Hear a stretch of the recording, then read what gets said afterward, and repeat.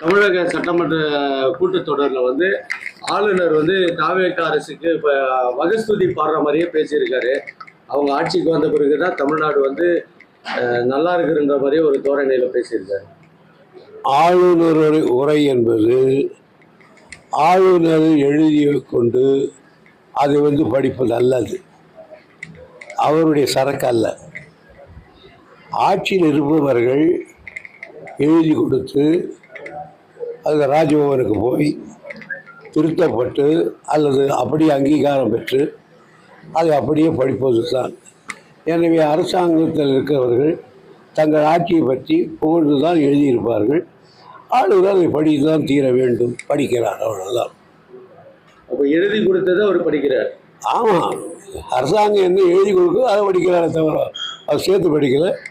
அவர் கொஞ்சம் ஆளுநர் உரைக்கு மேலே எழுதி கொடுக்கறதுக்கு மேலே படிக்கல அவர். இந்த ஒரு மாத காலத்திலே வந்து தாவேக ஆட்சி சிறப்பாக இருக்குன்னு சொல்லுங்க. அதான் சொல்கிறேன். இன்னும் சொல்ல போனால் ஜோசப் இதை வாழ்க்கை சொல்லி எழுதியிருந்தால் அதையும் படிச்சிருப்பார்.